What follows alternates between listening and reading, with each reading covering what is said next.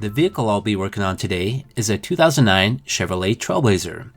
The stereo I'll be installing today is the Pioneer AVH120BT. This is a double-den stereo with features such as Bluetooth, USB MP3 playback, DVD playback, and steering wheel controls. There may be extra components needed, depending on what vehicle you're installing your new car stereo in, and a radio replacement interface module such as this one may be necessary. Modules like this can retain stock car stereo features such as OnStar, steering wheel control, amplifier control, and other premium stock car stereo features. And this is compatible with multiple different GM vehicles, including the Chevy Trailblazer. Another item that may be needed is an antenna adapter. Also, for most cars, a car stereo dash kit will be required. These kits allow you to mount the aftermarket car stereos inside the stock car stereo openings. And to splice together my electrical connections, I will be using some splice butt connectors. Okay, let's get started. First off, I would recommend that you disconnect the positive side of your car battery. This will ensure that you don't blow fuses or possibly cause an electrical short. Or, with your car in the off position, you can just pull all the car stereo related fuses, which is what I'm doing here. Now it's time to start removing the dash panel surrounding the car stereo. For this, I'll be using a screwdriver and a dash pry tool that I purchased at Harbor Freight Tools. Most panels have a combination of screws and clips that hold it in place, but a lot of the newer cars only have clips. So I have one screw that's located at the bottom here down by the cigarette lighter. Now I'm going to use my dash pry tool and start prying off the panel. And these are usually made of nylon or PVC. That way they won't harm your dash panel. And it looks like I have a couple more screws here on the other side of the panel on the top and a couple down lower. So I had 5 screws in total that I had to remove. As you're removing the panel, you want to be careful because more than likely there will be some electrical connections that you will have to unplug. And after you get all those connections unplugged from your dash panel, it should come out fairly easy. Here's a look at the back side. It did have 6 different connections that I did have to unplug. 4 on this side, and then 2 over here by my light switches. Now it's time to remove the stock car stereo, and this is secured by 3 8mm bolts. So I got 1 on this side and 2 on the other side. Now the stereo should pull out, but there will be some connections to unplug. So you want to be careful not to pull out too hard yet and get these connections unplugged first. Normally, these connections are pretty easy to unplug. There's usually just a small tab that you press down, then pull straight back on the connection to unplug it. And more than likely, there'll be an antenna that's plugged into the back of the stereo as well, and these usually just pull right out. But sometimes they might have a clip on them that you have to depress, then pull the antenna out. Now it's time to plug in my interface module. This is the PAC RP5-GM11. And there's quite a bit of stuff inside this bag. We got some instructions, which you'll probably need those. It's going to show you the color codes. Here's the module itself. As I stated earlier, this is compatible with different GM vehicles, and there is different connections available for the different vehicles. So with a module like this, you want to make sure to read the instructions thoroughly and get everything connected correctly. And this right here is a chime module. This is what will produce the notification sounds. For instance, when you leave your doors open or when you leave your lights on when the car's off, it usually makes a notification sound, and that's what this chime is for. The interface modules will come with some wire harnesses. These ones here are for connecting the module to the aftermarket car stereo, and these ones here are for connecting the module to the stock stereo wire harnesses. And depending on which car stereo you're going to be installing, there'll be different presets for your steering wheel controls. Listed here in the manual is going to be different presets that you can select by turning the dial to the appropriate number. For my installation, I'm using a Pioneer car stereo, so that will be option number 7, and that's what I'm going to turn the dial to using a small screwdriver. And if your vehicle is not equipped with steering wheel controls, this is a step you can just skip. Now it's time to start connecting some of the wire harnesses. This will be the one that connects the module to the stock car stereo wiring that's on the vehicle. And this one here is going to be what connects the module to the aftermarket car stereo. And this last connection here will be for the steering wheel controls, and this also connects to the aftermarket car stereo. Now I can go ahead and plug my module into my stock car stereo wire harness, and with my vehicle I just have the 2 stock connections to plug in. And these connections are pretty easy to plug in. There's only one way that they can connect, so there's no way to mix these up. Now it's time to add my antenna adapter. This will change the size of the plug so it will fit in an aftermarket car stereo. And this is very simple to use. I just have to plug the stock antenna plug into the adapter and it's ready to go. The next step will be connecting the aftermarket car stereo wire harness to the module. This will probably be the most difficult step of the car stereo installation because this does involve wire splicing. The wires on the harness for the aftermarket car stereo will be color coded, and the car stereo manual will let you know what each of these colors represent, so you know exactly where and what to connect each wire to. And the same thing goes for the wire harness on the interface module that connects to the aftermarket car stereo. It's color coded, and the interface manual lets you know what each color of wire represents. And a lot of these color codes will be the same for both the module harness and the aftermarket car stereo harness. Now I'm going to go over some of the color codes for the aftermarket car stereo wire harness. There is always 3 main wires to power your aftermarket car stereo. The red wire is for ignition 12-volt power, meaning 12-volt power is only supplied when the ignition is in the on position. The black wire is the ground, and the yellow wire is for constant 12-volt power. Constant power is needed to retain memory and other settings involved with car stereos. And there is a couple more wires on this harness I would like to go through. This purple wire is the reverse trigger. This is for hooking up a backup camera, and the backup camera is something I will be covering in a future video. The blue wire is the remote wire for an external amplifier. The orange wire is for illumination control. This wire ties in with the dash light controls to dim or brighten the lighting on the car stereo. And there should also be 4 sets of speaker wires. The white wires are for the left front speaker. The gray wires are for the right front speaker. The purple wires are for the right rear speaker. And the green wires are for the left rear speaker. And there's also a light green wire. This is meant to hook to the park and brake. This is a safety feature that's designed to prevent DVD or video playback if the park and brake is not engaged. This green wire must be connected to the power supply side of the park and brake switch for video playback. Okay, now it's time to continue on with the actual wire splicing. Here is a diagram of how the wires will be spliced together. In this picture, the car stereo wire harness is on the left, and on the right is the interface module wire harness. The objective here is to splice these wires together. Both of these wire harnesses have very similar color codes for each wire, so matching these wires is fairly easy. For example, the red 12-volt ignition wire on the car stereo wire harness matches the red wire on the interface module wire harness, so these wires will need to be spliced together. And the same thing goes for a lot of the other wires on these 2 harnesses. Each harness should have a black wire that's a ground that'll have to be spliced together, and each harness should have a yellow wire for the battery that will have to be spliced together. Now you may end up with some wire colors that don't match up, and that's when you should read the manual to figure out what the color represents for each wire so you know where to hook it up.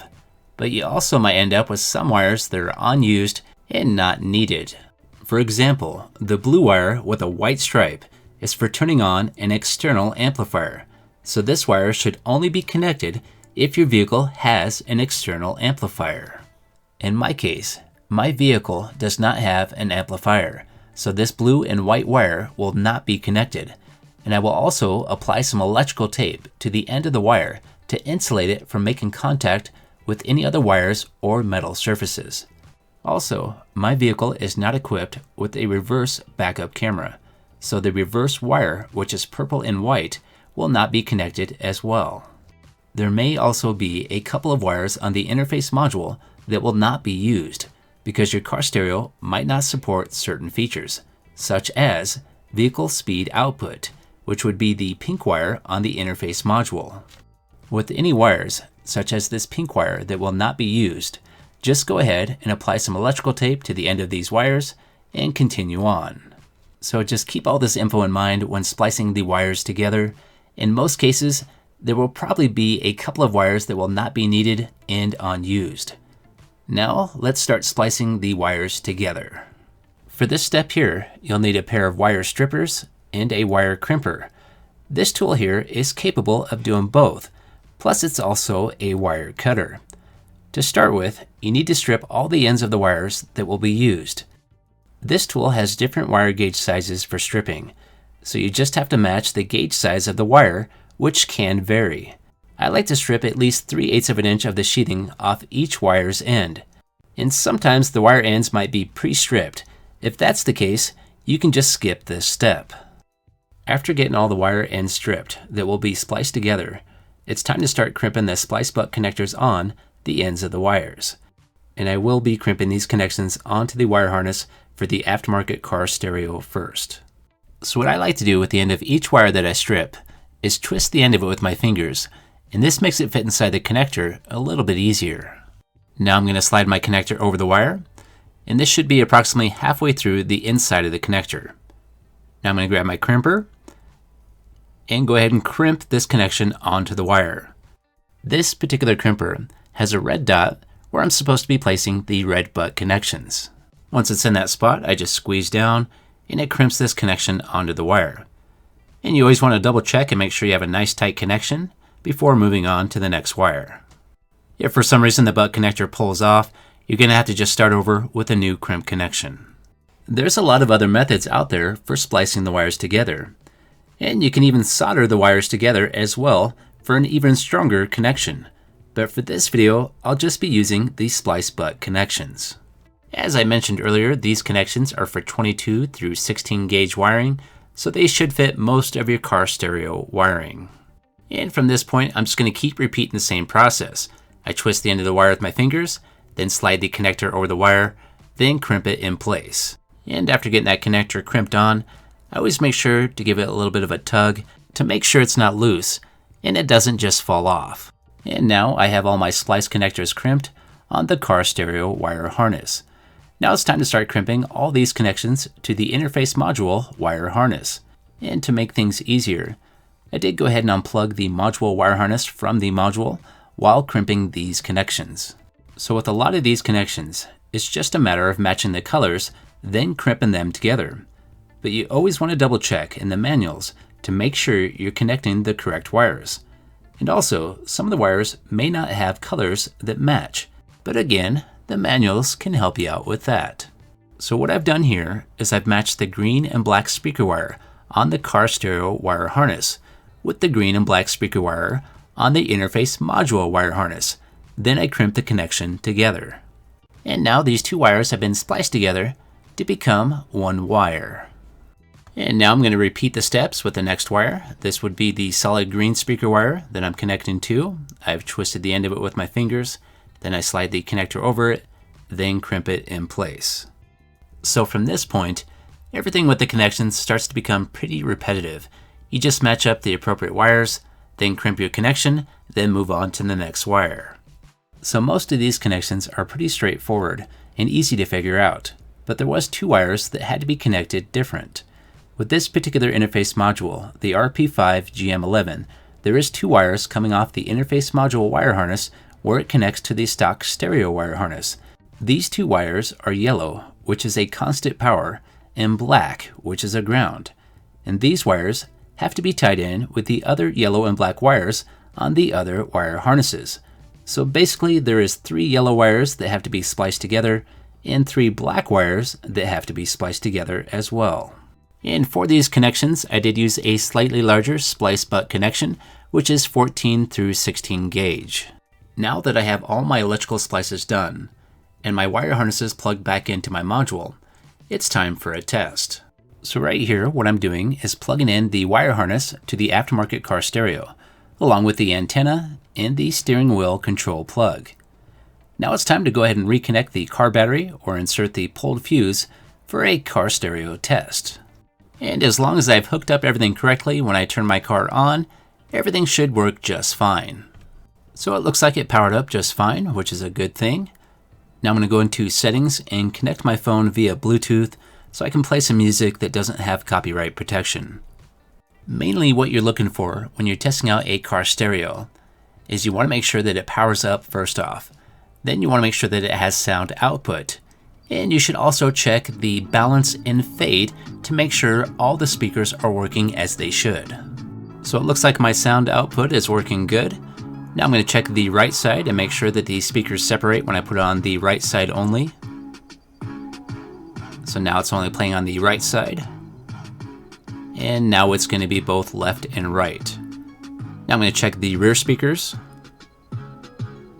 Everything sounds good here. And now I'm going to check the front speakers. So everything seems to be working correctly, so far so good. It would also be a good idea if you have steering wheel controls to go ahead and test that. And I already did that and everything is working fine. So it looks like it's time to go ahead and continue on with the radio installation.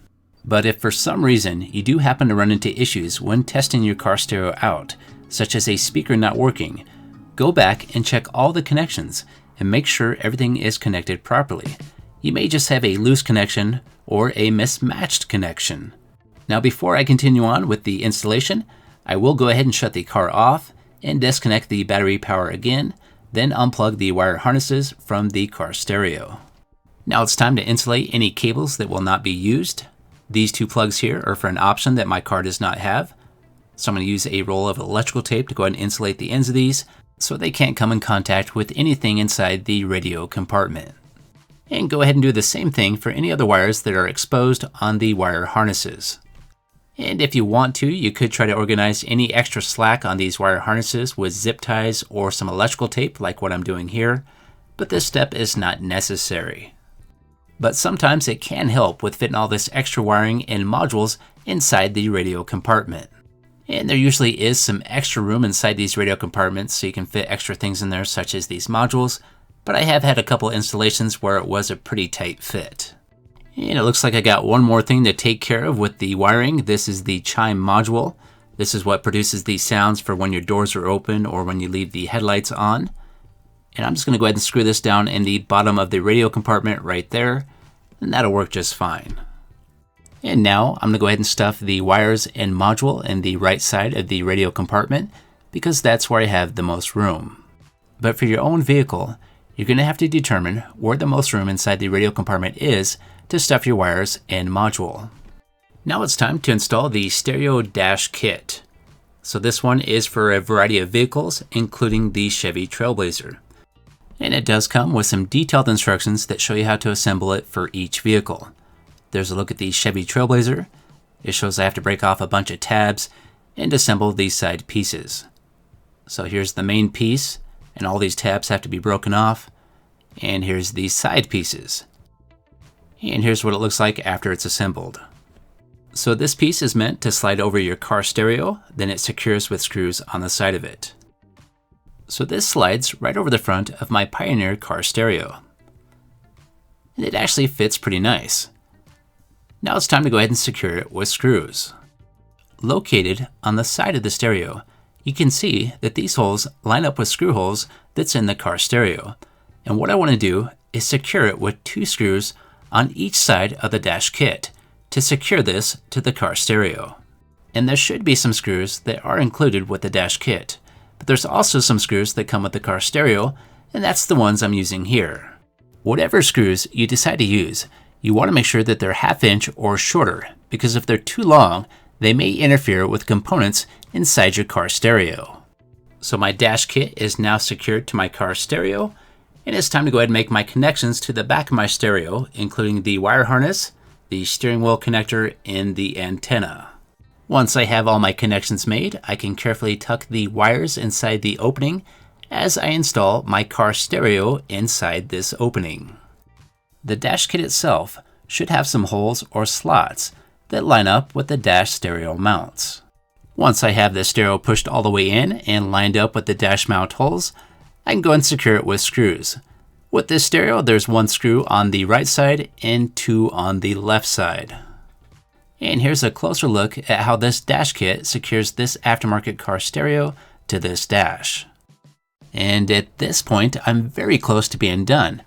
I just got to get the dash panel back in place, then make all my connections to the panel, then secure the dash panel, then get the battery hooked back up or the fuse back in place. And here is the end product, a new aftermarket car stereo that retains all the stock features plus many new features. Okay, it's time for me to go. If you like this video, if you could hit that like button and subscribe, and have yourself a great day, and I'll see you next time.